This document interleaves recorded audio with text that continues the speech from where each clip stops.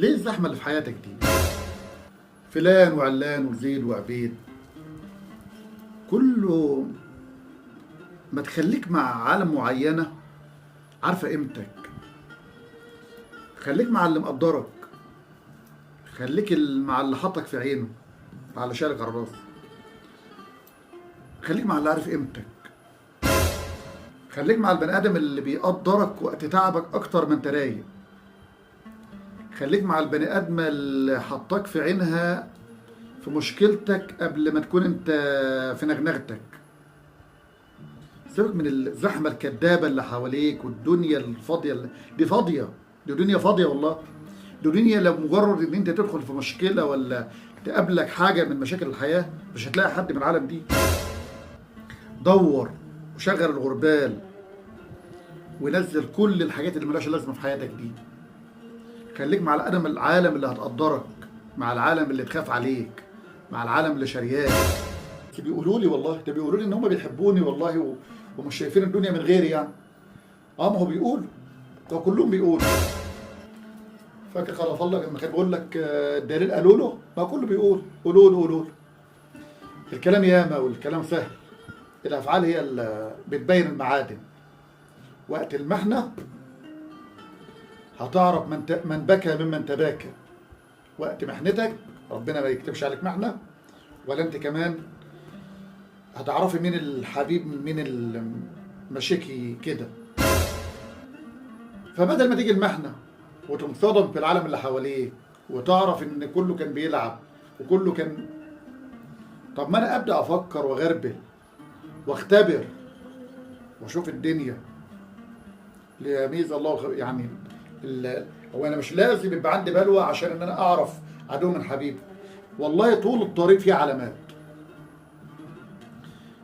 لو انا مسافر معاه هيبان حقيقته، لو انا معاه في مشروع هيبان حقيقته، لو انا في مشكله ماديه، لو انا في مشكله عائليه، كل ده هتبان.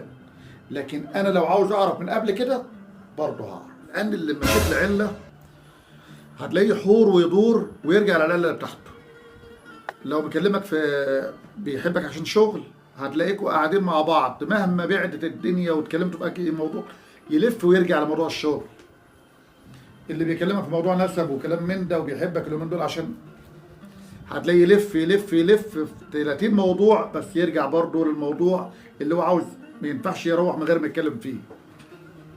اللي معاه اللي ماشي لعله مهما يلف في مواضيع كتير هيجي عند الموضوع اللي هو العله بتاعته ويتكلم فيه.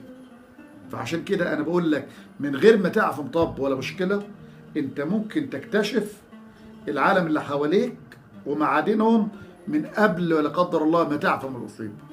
فخد بالك من الحاجات دي. لو فرحان بالعدد زي ما كانوا بيقولوا العدد في الليمون، ما تفرحش بالعدد. لا لا لا، الغي ونظف الدائره اللي حواليك وغربل الدنيا اللي حواليك.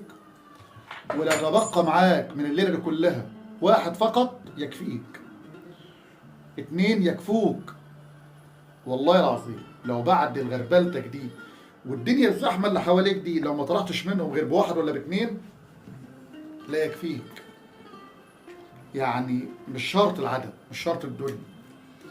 كان في فيلم كده لاحمد عز فاكره والله جالي في بالي حالا، كان واقع في مشاكل ومصايب واتهم بالقتل ومش عارف ايه، وفي اخر الفيلم لقيت حته حلوه قوي. هو طلع من نهايه الفيلم مع صاحب كان محمود عبد الغني والبنت زينه ده كانت، المهم طلع بحبيبه وبصديق واقف معاه في الزنقه. عارف دول يكملوا معاه مدى الحياه، دول يكملوا معاه مدى الحياه. هو قبل كده كان واد بقى صايع كده وبتاع وكان يعرف من الدنيا اعداد واعداد، لكن وقت زنقته ما بقاش معاه الا 2 و2 ما عرفهمش الا في وقت البلوى. يعني حتى معرفته بيهم جت بعد ما وقعت عليه البلوى. فانت ما تعرفش مين اللي هيقف معاك، فانت غربل واعرف العالم.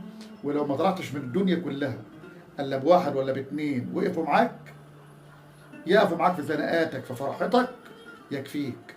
السلام عليكم.